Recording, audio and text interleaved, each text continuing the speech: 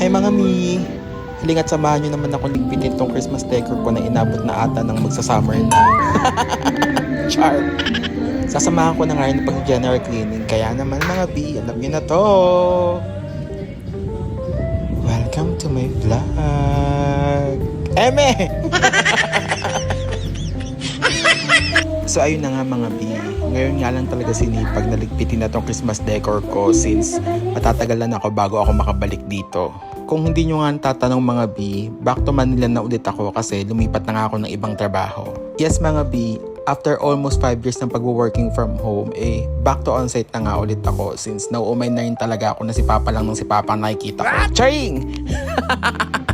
Charing lang mga bi, kung bibigyan naman talaga ng chance is working from home pa rin naman talagang pipiliin ko. It's just that napakahirap tanggihan ng offer ng bagong trabaho ko.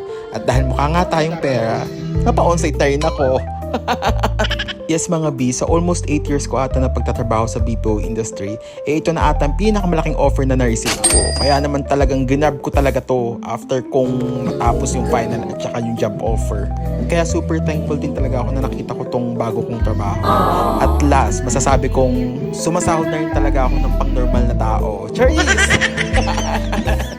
Uuwi pa rin naman ako every weekend dito sa Batangas since kailangan ko talagang maghanap ng apartment na malapit sa Makati since Makati area nga yung office namin. Grabe mga bi, medyo kinakabahan na may kasamang excitement yung nararamdaman ko ngayon babalik na ulit ako sa Manila. Though hindi naman bago yung pagtira ko ulit sa Manila, pero since matagal-tagal na din yun, feeling ko parang bago ulit akong santa sa Manila. Nasanay na din talaga kasi ako sa working from home setup pero sabi ko talaga sa sarili ko, bagong opportunity to sa akin. At saka kailangan ko na rin talagang mag-grow as a human being. As a human being! Paka-arte.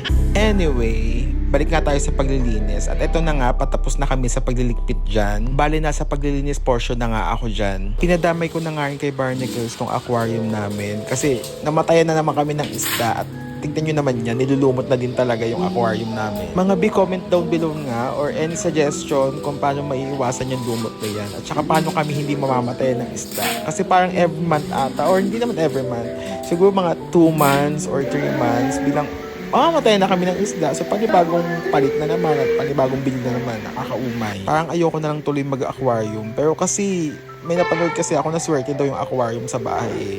Kaya ayan, talagang paninindigan pa din kahit na nakakailang isda na kami. Help naman mga bi, ano bang isda ang magandang alagaan? Yung hindi high maintenance at saka yung mura lang ha. Char! Ay, mamimiss ko panigurado tong pagbablog ko habang naglilinis. Panigurado mga bi, medyo magiging madala yung pag-upload ko ng mga vlogs ko ha. Pero as much as possible, kapag kaya ko mag-upload pa rin ako. Siguro tatry ko din mag-vlog ng a day in my life kapag tira ko sa Manila. Pati na rin yung mga bagong ganap ko kasama yung mga bagong ka-office mate ko. Yee! Exciting! Char! Kahit nga mga ilan-ilan lang kayo nanonood, may nanonood pa din. Sabi nga nang napanood ko sa YouTube, kahit isa lang yan o dalawa man yan, hanggat may nanonood, ituloy mo lang. At saka mga bi, tuwang-tuwa din talaga ako na pinapanood ko yung sarili ko sa video. Talagang pagka-upload ko ng mga videos ko, ilang beses ko ulit yung panonoodin. Teka mga bi, check nyo yung transition ko. Opak! Sabi! Going back, yun na nga. Ako lang din ako yung nanonood ng mga videos. Gandang-ganda si Charlie yan. Char! So ayan mga bi, malapit na tayo matapos. Konting-konti na lang. At napapagod na rin ako sa pag-voice over. Char! Siya nga pala mga bi, may ipopromote din pala ako sa inyo. Itong mga fake plants na nabili ko online. Gandang-ganda ako sa mga yan mga bi, promise. Mukha talaga siya makatotohanan. At saka lakas pagpaganda ng bahay kapag may pahalaman ka sa loob. Mukhang maaliwalas at saka malamig sa loob ng bahay At aesthetic. Char! Kasi naman, gustuin ko man mag-alaga ng totoong halaman, hindi ko kaya mga bi. Yung ano bang tawag doon? Green hand? Tama ba mga bi? Correct nyo ako ha? Kasi tignan nyo, maski doon hindi ko talaga alam yung tawag. Kasi nga, hindi talaga ako marunong mag-alaga. Kaya na makakapit talaga tayo sa mga fake plants mga bi. So ayun na nga, tapos na nga tayo mga bi. At alas, makakapagpahinga na din. Sana naman ganito pa rin ang aabutan ko pag uwi ko next week. Kasi iba pa rin talaga kapag malinis yung bahay, no? Sarap uwi-uwian. O siya mga bi, paano? Hanggang dito na muna. Bye for now! Thank you for watching! Good night!